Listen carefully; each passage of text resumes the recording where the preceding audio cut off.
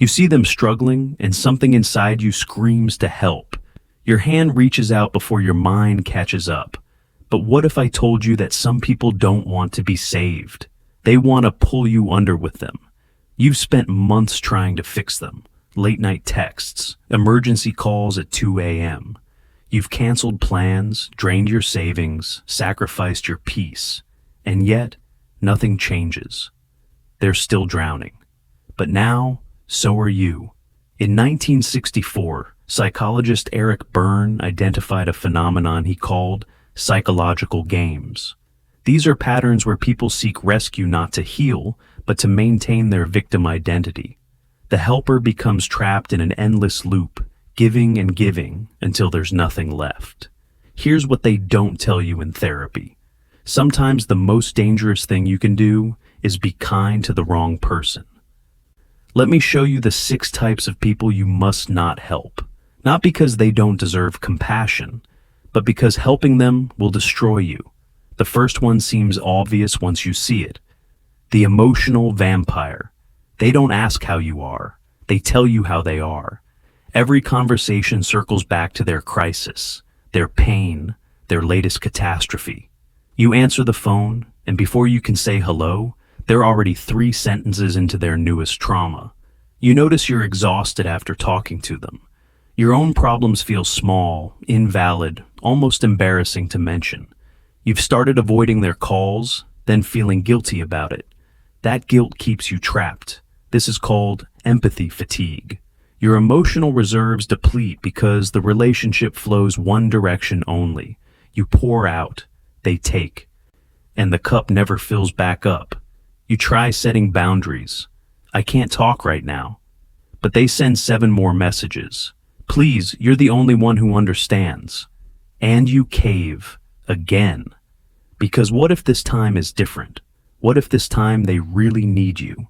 They always really need you. That's the point. But emotional vampires are obvious once you know what to look for. The second type is far more dangerous because they seem like they actually want your help.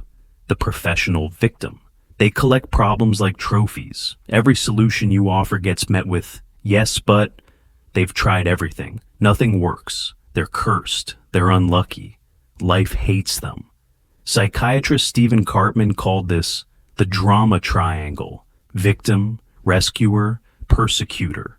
The professional victim needs you to play rescuer so they can remain victim.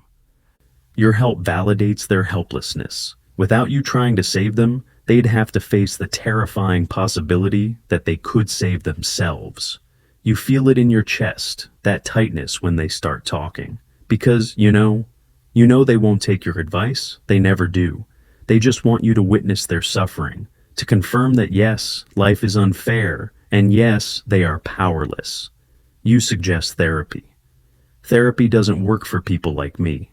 You suggest a job change. You don't understand how hard it is. You suggest anything, and they have a reason why it won't work. Because if it worked, the game would end. The third type is subtle. Dangerous in how invisible they are until you're already caught. The covert manipulator. They help you first. Small favors, kind gestures. They build a debt you never asked for. They bought you coffee last Tuesday, watched your dog that one time, gave you a ride when your car broke down. Now they need something big, your money, your time, your reputation. And when you hesitate, they remind you, after everything I've done for you. Robert Cialdini's research on reciprocity shows we're hardwired to repay debts. Manipulators weaponize this instinct, manufacturing obligations you never agreed to. The favors weren't gifts, they were investments, and now they're collecting. You think you're helping a friend. You're actually feeding a parasite. But it gets darker. The fourth type lives in chaos, the crisis addict. They live emergency to emergency. Each one is life or death. Each one requires your immediate intervention. But here's what you eventually notice. The crises never end. They multiply. You help them find a job. 2 weeks later, they're fired. You loan them money for rent. Next month, they're evicted. You drive them to rehab. They leave after 3 days. Every solution creates space for a new crisis. Addiction specialists call this secondary gain. These are unconscious benefits from staying in crisis. Attention, rescue, drama, purpose.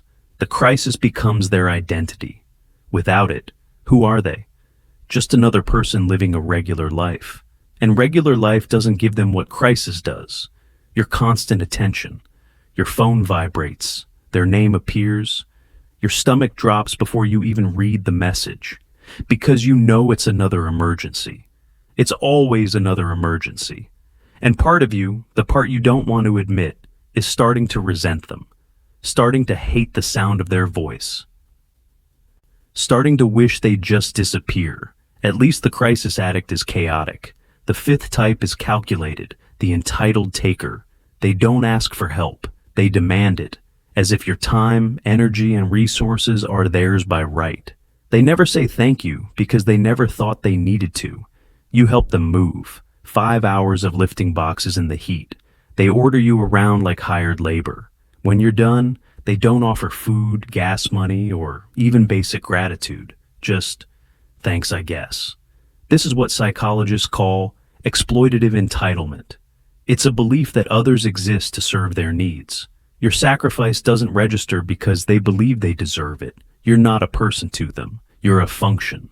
You feel small around them, used, invisible. You start to wonder if you even matter at all. If your kindness means anything, or if you're just a convenience, a tool they pick up when needed and forget when you're not. But there's one more, and this one will make you question everyone you've ever tried to help.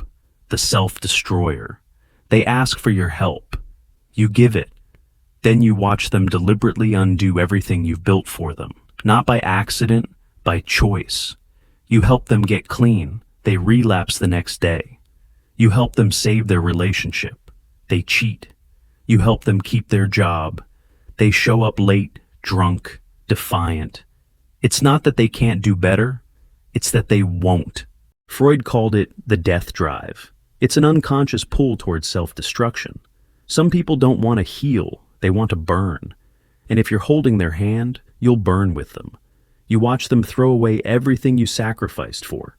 And in that moment, you realize they were never trying to get better. They were testing how much you'd give up, how far you'd go, how much of yourself you'd destroy trying to save them.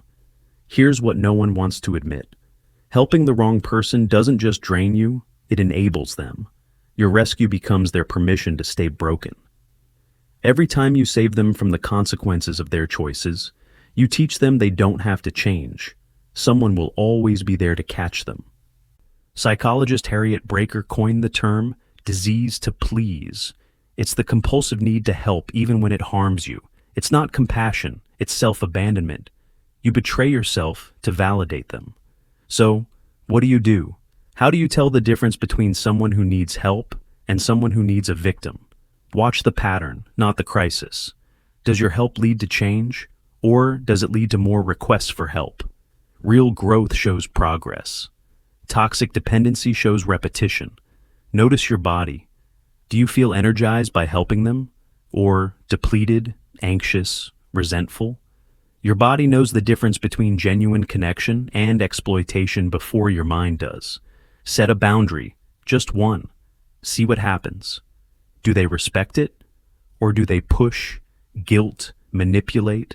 Someone who truly values you will honor your limits. Someone who's using you will punish you for having them. Real help empowers. Toxic help enables. If your kindness makes them weaker, you're not helping. You're hurting both of you. You're teaching them they can't survive without you. And you're teaching yourself that your worth depends on how much you sacrifice. You deserve relationships that don't drain you. You deserve to give without being emptied. You deserve to help people who actually want to change, who meet your effort with their own, who see your sacrifice and honor it. So, here's my question for you. Have you ever helped someone who made you feel like you were drowning too? And if you had to choose, would you save yourself first? Tell me below.